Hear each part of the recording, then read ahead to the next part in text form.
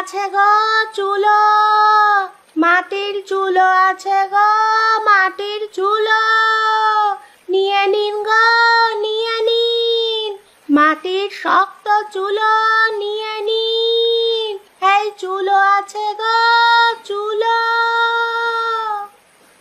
কই গো গিন্নি, কোথায় গেলে? এই জলদি করে এখানে একটু আসো তো, তোমার সাথে যে আমার খুব জরুরি কথা আছে। আমি এখন আসতে পারবো না, যা জরুরি কথা জোরেই বলো। যত সব কাজের সময় ডাকাডাকি করে। বললাম যে আমার হাতে এখনো অনেক কাজ আছে। আরে গিন্নি, কাজ পরে করো, জলদি করে আগে বাইরে একটু এসে দেখে যাও। আরে বললাম তো হাতে আমার হাতে খুব জরুরি কাজ, এখন আমি আসতে পারবো না। এই বর্ষায় ডুবে যাওয়া গ্রামে থাকতে আমার আর একদমই ভালো লাগছে না। কবে যে এই জাহান্নাম থেকে বের হব। আহা গিন্নি, ওসব কাজ পরেও করা যাবে, তার আগে বাইরে এসে দেখে যাও। এক চুলো বিক্রেতা এসেছে। তোমার তো আবার বর্ষার পানিতে রান্নাঘরের সব চুলো নষ্ট হয়ে গেছে। এখন তো গ্যাসে রান্না করো, গ্যাস যে খুব ব্যয়বহুল হয়ে পড়ছে। এখন তুমি একটা মাটির চুলো কিনে নিলে আমাকে আর অত দাম দিয়ে গ্যাস কিনতে হবে না।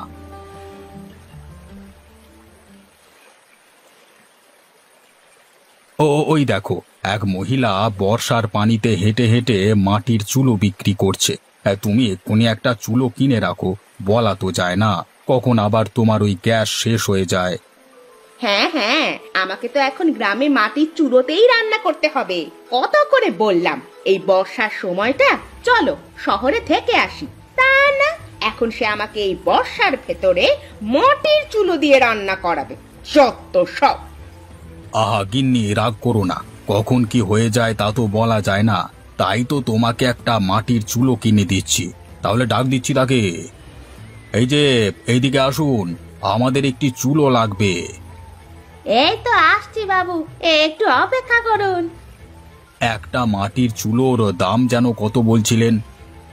এই চুলো আমি 100 টাকা করে বিক্রি করি, আপনি আমাকে 10 টাকা কম দিয়েন সাহেব। আচ্ছা ঠিক আছে গিন্নি, তুমি একটা মাটির চুলো নিয়ে রাখো, আমি তাকে টাকা দিচ্ছি।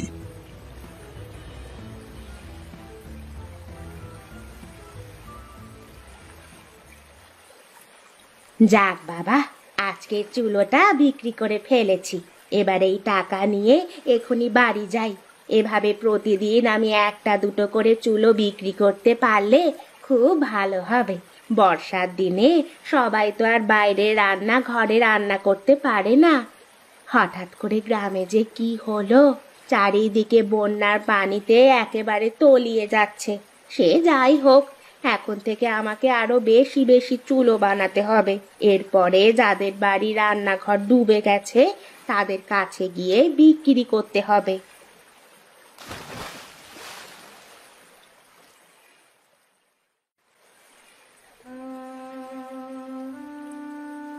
শোনো মতি, তোমার বউ পানিতে পড়ে যাওয়ার কারণে ওর খুব বেশি জ্বর ঠান্ডা হয়েছে, বুঝলে? ওকে কটা দিন একটু বিশ্রাম নিতে হবে। এই সময় ওকে দিয়ে কোনো কাজ করানো যাবে না। আর হ্যাঁ, সময় মতো ওর খাওয়া দাওয়ার দিকেও খেয়াল রাখতে হবে, নইলে এই ঠান্ডা কিন্তু আরো বেড়ে যাবে। আগে ডাক্তার মশাই, ঠিক আছে, আপনি যা যা বলেছেন আমি তাই তাই করব। যেভাবেই হোক আমার বউটাকে দ্রুত সুস্থ করে ফেলবো। বর্ষার কারণে আমার কোনো কাজ নেই। এই বউ আমার বুদ্ধি করে চুলো বানিয়ে বিক্রি করবার বুদ্ধিটা বের করেছে। এখনো চুলো বিক্রি না করলে যে আমাদের সংসার আর চলবে না। তোমাদের গরিবের বিষয়টা আমি বুঝতে পেরেছি মতি, যা হবার তাই হবে, এ নিয়ে অত ভেবো না। তাহলে এবার আমি যাই, তুমি আমাকে আমার ফিসটা দিয়ে দাও তো বাপু।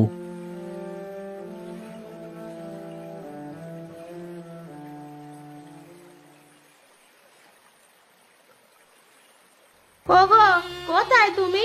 এদিকে একটু এসো তো। আরে এ কি করছো গিন্নি? তুমি আবার একা একা কষ্ট করে উঠলে কেন? আমাকে ডাক দিলেই তো পারো। এই সামান্য একটা বিষয়ের জন্য তোমাকে আবার কেন ডাক দিব? আসলে আমার খুব খিদে পেয়েছিল, তাই তোমাকে ডাকছিলাম। এই তো আমি তোমার জন্য সকালের খাবার নিয়ে এসেছি। এখন তুমি বসে বসে সকালের খাবারটা খেয়ে নাও, আর আমি এখনই বাজারে গিয়ে তোমার জন্য ভালো ভালো দেখে মাছ মাংস যা পাচ্ছি তাই নিয়ে আসছি। কেন গো, আজ হঠাৎ মাছ মাংস তুমি আনতে যাবে কেন? আজকে আমাদের বাড়িতে কোনো মেহমান আসবে নাকি গো? আমাদের বাড়িতে মেহমান আসবে? হাসালে গিন্নি, হাসালে। আমাদের না আছে বাবা মা, আর না আছে কোনো আত্মীয় স্বজন। এই দুকুলে যে তোমার আর আমার কেউ নেই, সেখানে আমাদের বাড়িতে আবার মেহমান কোথা থেকে আসবে বলো তো? তাহলে যে তুমি এত বাজার করতে চাচ্ছ? সে তুমি বুঝবে না। আসলে আমি তোমার জন্য মাছ মাংস আনতে চাচ্ছি, কারণ তুমি যে অসুস্থ। তোমাকে এই সময়ে ভালো মন্দ খেতে হবে, নইলে যে তুমি সুস্থ হতে পারবে না। তাই বলে আমরা তো আর মাছ মাংস খেতে পারি না গো। আমরা তো খুবই গরিব। এভাবে সামান্য অসুস্থতায় মাছ মাংস খাওয়া তো আর আমাদের মানায় না গো। ওরকম করে বলো না গিন্নি। মাছ মাংসের কোথাও তো লেখা নেই যে এগুলো শুধু ধনীরাই খেতে পারবে। ধনী গরিব সবাই মাছ মাংস খেতে পারে। তুমি আমার সাথে আর কথা বাড়িও না। এখন জলদি করে তুমি সকালের খাবারটা খেয়ে নাও, আর আমি এক্ষুনি বাজার থেকে আসছি।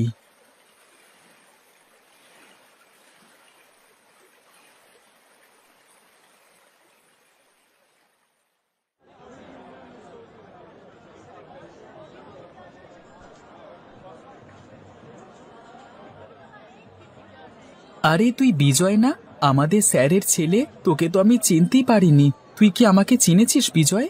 আমি মতি। আরে মতি, যে আমাদের ক্লাসের সবচেয়ে গরিব ছেলেটা, আরে তোকে আমি চিনতে পারবো না? আমরা তো ছোটবেলায় একসময় বন্ধু ছিলাম। পরে বাবা আমাকে লেখাপড়া করতে শহরে পাঠিয়ে দেয়, কিন্তু তারপর থেকে আর তোর সাথে যোগাযোগ করা হয়নি। এই তো, আমার কথা দেখছি সব তোর মনে পড়ে গেছে। হ্যাঁ, আমি সেই গরিব ছেলেটা। অনেকদিন পর তোর সাথে দেখা হলো। চল চায়ের দোকানে চল, সেখানে গিয়ে কয়েক ঘন্টা আড্ডা দিই। আরে না না, আমার অত সময় নেই রে মতি। আমি এসেছিলাম বাজার করতে, দেরি করে বাজারে আসায় এখন বাজারে এসে দেখি মাছ মাংস কোনো কিছুই নেই।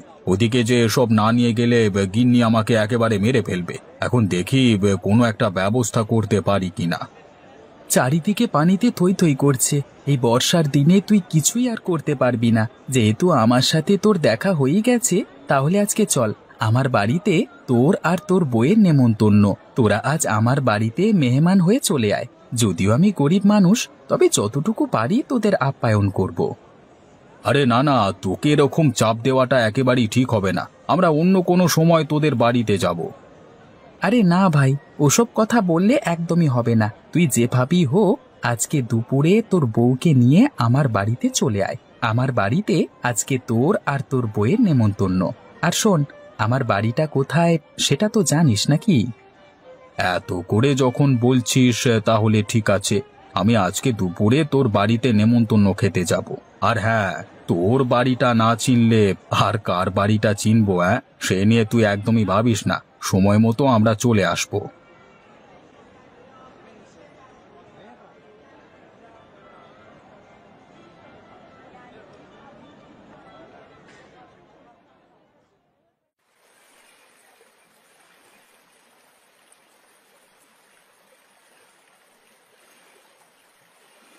আরে ও গিন্নি, তোমার হলো নাকি? আরে দুপুর গড়িয়ে বিকেল হতে চললো, এদিকে একটা নেমন্তন্ন আছে, সেটা কি ভুলে গেছো? না না, নিমন্ত্রণের কথা আমি অত সহজে ভুলি না। নেমন্তন্ন না খেয়ে কি ঘরে না খেয়ে থাকবো নাকি? দেখছো না আমি রেডি হয়ে আছি। এবারে গিয়ে নেমন্তন্নটা খেয়ে আসি। গিয়ে দেখি তোমার কোন গরিব বন্ধু আমাদের নেমন্তন্ন খেতে ডেকেছে। এভাবে বলো না গিন্নি, হাজার হলেও ও আমার ছোটবেলার বন্ধু। সেখানে গিয়ে দয়া করে তুমি এসব কথা বলো না, এতে যে ওরা কষ্ট পাবে। আমরা হলাম এই গ্রামের সবচেয়ে ধনী। আমাদের সাথে যদি ভালো ব্যবহার না করে, তাহলে আমরাও কাউকে ছাড় দিয়ে কথা বলবো না। হ্যাঁ, এটা তুমি মাথায় রেখো।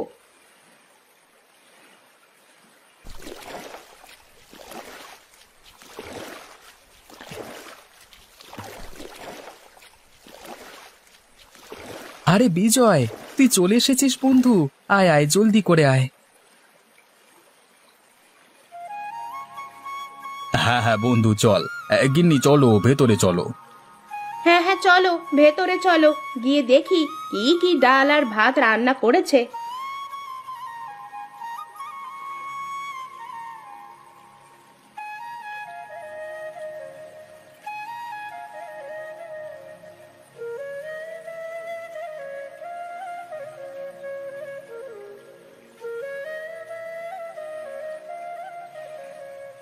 কি গো গিন্নি, চমকে গেলে নাকি? খুব তো গরিব দেখে ঠাট্টা মশকরা করছিলে, এখন দেখো বন্যার দিনে গরিবের অতিথি আপ্যায়ন কেমন। ওগো, তুমি আমাকে অপমান করো না। আমি আসলে আমার ভুল বুঝতে পেরেছি। আমার মনে যে অহংকার ছিল তা আজ এই মতির বউকে দেখে ভেঙে গেছে, যে কিনা নিজে কাজ করে তার স্বামীকে সাহায্য করে। অন্যদিকে আমি যখন যা চাই তাই এনে দেওয়ার পরেও উল্টে তোমার সাথে খারাপ ব্যবহার করি। এভাবে বলো না গিন্নি।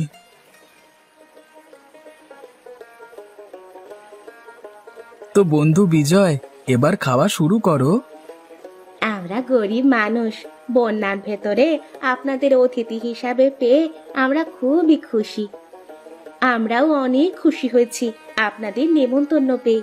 একদিন আপনারাও আমাদের বাড়িতে নেমন্তন্ন খেতে যাবেন।